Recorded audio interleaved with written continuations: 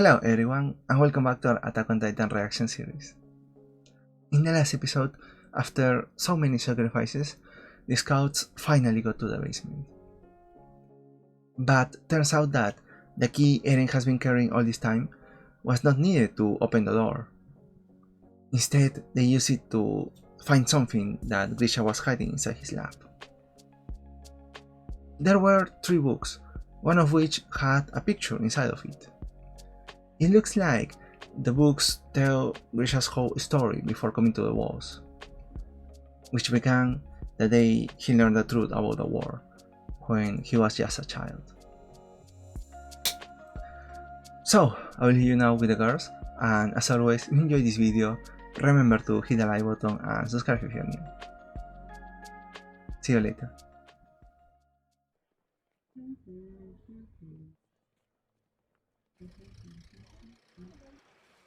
あの幼き日、私はこの世の真実と向かい合った。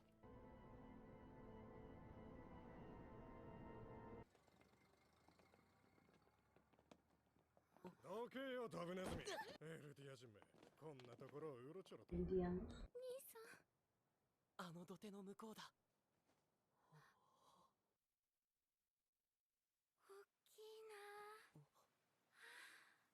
飛行船を見に来たのか。外出許可証を見せろ。持ってません。労働か制裁か。僕に制裁をください。わかった。No voz de Eren tiene. ほら、ジョーちゃんは先に帰ろうね。No. 腕章を外さなかったことは賢い。もう帰ります。飛行船を見に来たんだろう。¿Su hermana? 妹は翌日、川で発見された。エルディア人の子供が許可もなく町をうろつくのが悪い。お前らの先祖が犯した過ちはしっかり教育している。Maldito, ¿no? Desgraciado. Ay, no, ya me dio cólera. 嘘をついていることが分かった。Obvio, mentira, le hizo algo. 母は悲しみに暮れ、父は教育し直しておきますので。この男たちにへりくだった。この男にめまいのするよう自分の愚かさを呪った。Sí, yo también odio tu estupidez. 1820年前、ユミル・フリッツは第一の悪魔と契約し、巨人の力を手に入れる。そして大国マーレを滅ぼし、この大陸の支配者となる。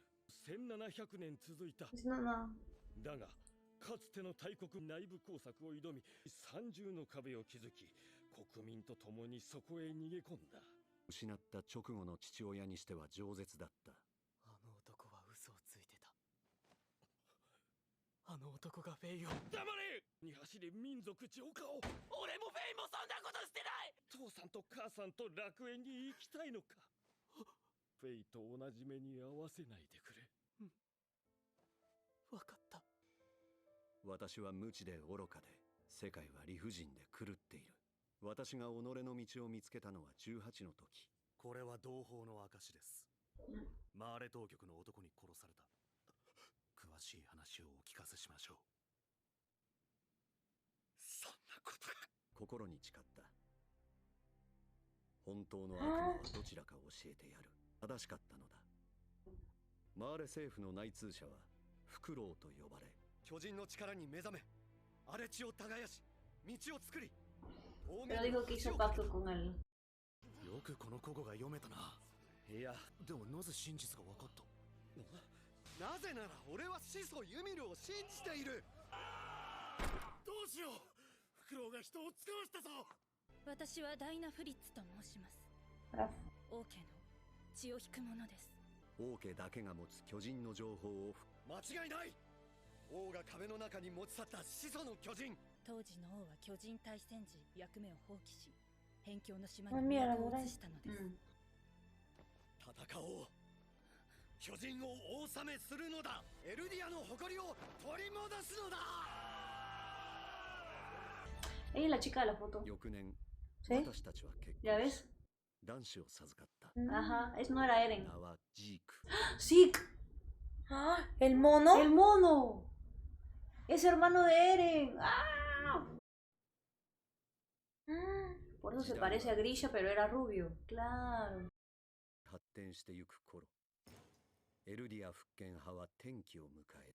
¿Qué? Tiene sangre real, ¿no? Ajá. Él, sí. Eren no. Sí. 絶対でなくなる日はマーレ政府の目的は我々と同じ始祖の巨人を奪還することである。我々の息子ジークをマーレの戦士にするのだ。マーレの人間が言っていることは全て間違っている。うん、わかった。しかし私は知っていたはずだ。罪深さを。ジークは自らと祖父祖母の安全を選んだ。マーレ政府に差し出すことと引き換えに。¿Cómo los traicionó? ¿A sus papás? Ajá. Entiendo. Ah, por eso son demonios. Ah. Es malo entonces el signo. Es un traicionero. Por eso que lo botan a él seguro y ahí es cuando aparecen las murallas.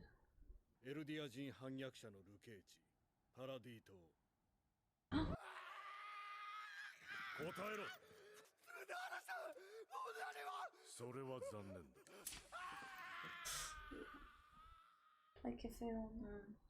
あんたと会ったことがある。覚えていたか。忘れるものか。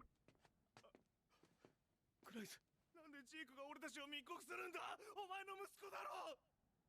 Pero el niño le salió malvado, ¿no? Es un niño, pues. お前は自由だ。クライス、下にまっすぐ走れ。グロス総長。巨人どもがあいつに惹かれてさっさといなくなる。妹を殺した当局の男。どんどんやっていこう。Ah, los convierte.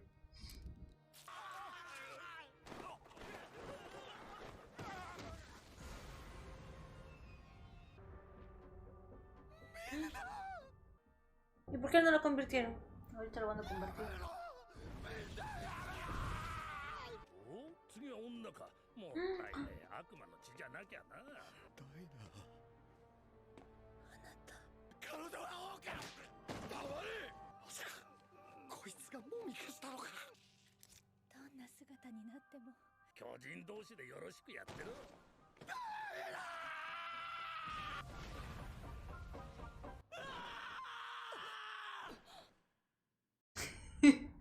Peinado, Levi. ここは懲罰室で。 No entiendo. エレンとミカサは目でも見たの。エレン。 Ay, a mi casa pensé que era Levi. Qué fea está la hija. 泣いてるの。エレン。すっげえ長い夢を見ていた気がするんだけど。Ya entendí más o menos, ¿ah? 夢じゃね。Grisha. ¿Grisha quién era? El papá de él, Ah, ya no, no, pero la rubia, ¿cómo se llamaba? Daina, su mamá. No, la mamá de él no es, la mamá de Zeke. Ajá. あの巨人。お前だったんだな。見ろ。お前には目もくれ。 La que se comió a su mamá. Sí. Le dijo, yo te buscaré. 15年前、8歳の妹を犬に食わせたのは。俺にそいつをよこせ。ここからは総長の趣味の時間だ、新入り。尋問はもう済んだろ。今からそいつに踊ってもらうぞ。巨人に調整するからこいつと戦ってくれ。こんなことするんだ。面白いからだろ。 ¿Y qué ganan ellos convirtiendo titanes? No sé. 人は残酷なのが見たいんだよ。 Eso de repente. 今日かもしれんと感じて生きる。犬に食わせたのも教育だ。心は痛まないのか。正体なんだぞ。巨人の脊髄液を体内に吸収しただけでこの世から一匹残らず駆逐する。 Pero volviendo, los titanes no los están eliminando. Ay, lo estamos viendo más. Ajá, fuertes y desgraciados. 大陸の人々を豊かに。なあ、わかったよ。だからな。ほら、妹がよ。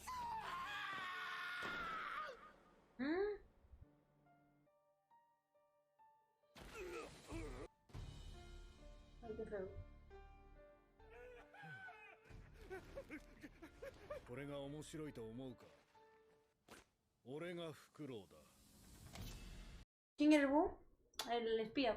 巨人の力はこうやって使う。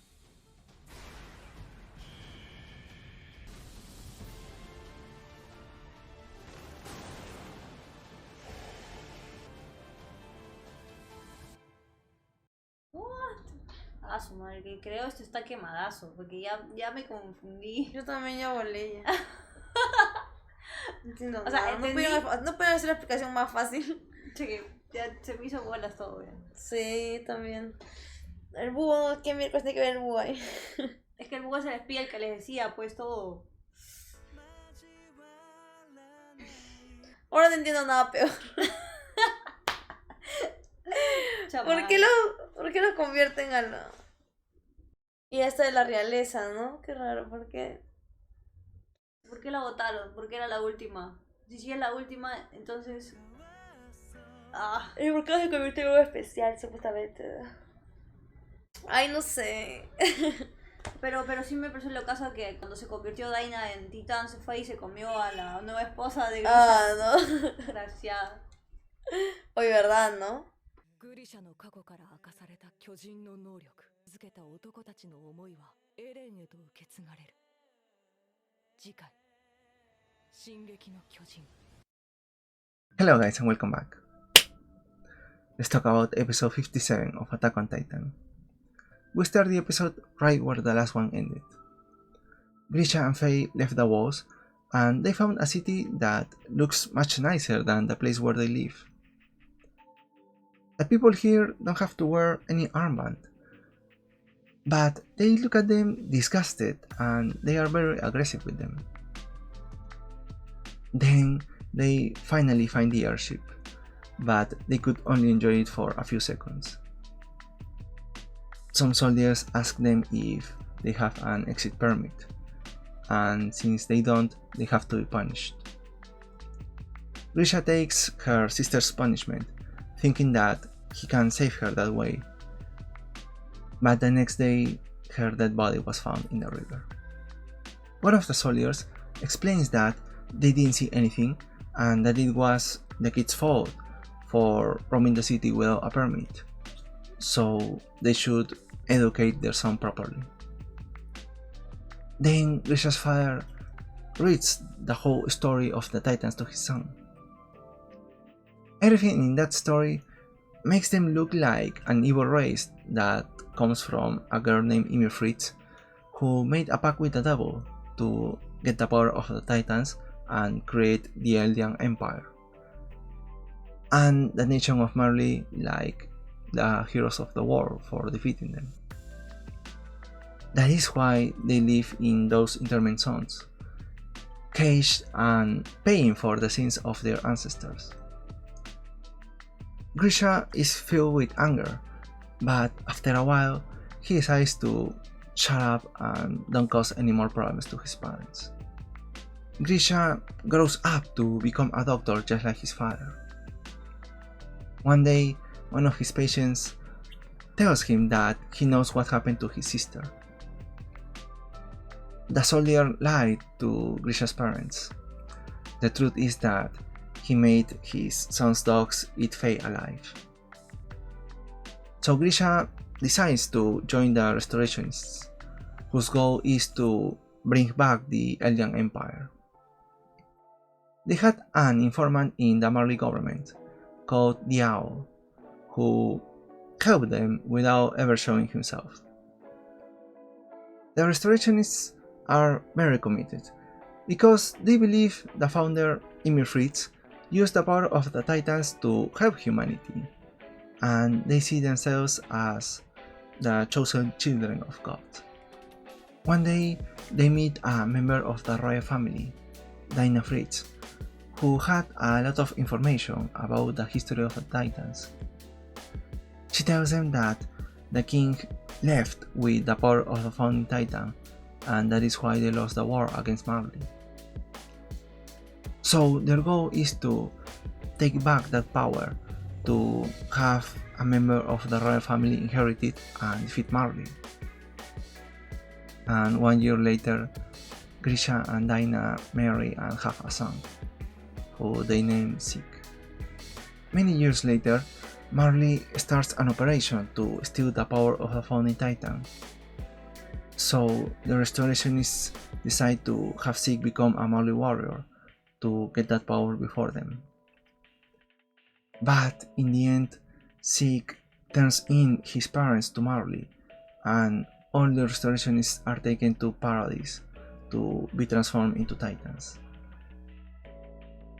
Before being taken to the island, the restorationists were tortured, and Grisha recognized the soldier who beat him up when he was a kid, who is now standing next to him. Then the Marlian soldiers get ready to transform the restorationists at the top of the border wall. But first, one of them pushes Grisha's friend, Grice. This person is the Sergeant Major Gross, and the reason he pushed Grice before transforming the others was to have them chase him and leave the area. It looks like Gross and Kruga, the soldier next to Grisha, have a lot of experience doing this. And that is when Grisha recognizes Gross as the one who killed his sister. After that, a lot of restorationists are transformed, and just as planned, they go after Grice to eat him. Then Grisha sees how they take Dinah to transform her into a Titan too. And right after that, we go back to the present, where Eren and Mikasa are in jail. Eren has been seeing his father's memories, and he realizes that the Titan who ate his mother was Dinah. Finally, we go back to Grisha's memories. Grisha confronts Gross about killing his sister 15 years ago.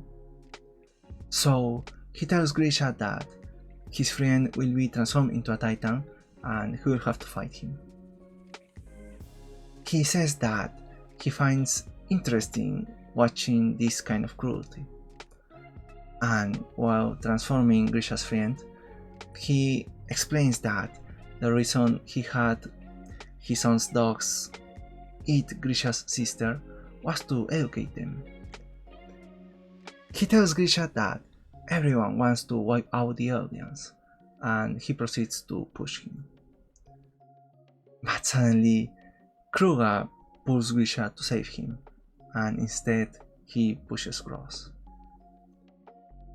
After Gross falls, the Titan takes him and starts to eat him. And Kruga asks Grisha if he finds it interesting. And the episode ends with Kruga revealing that he is the owl and cutting his hand to transform into a Titan that looks very similar to Eren's Titan.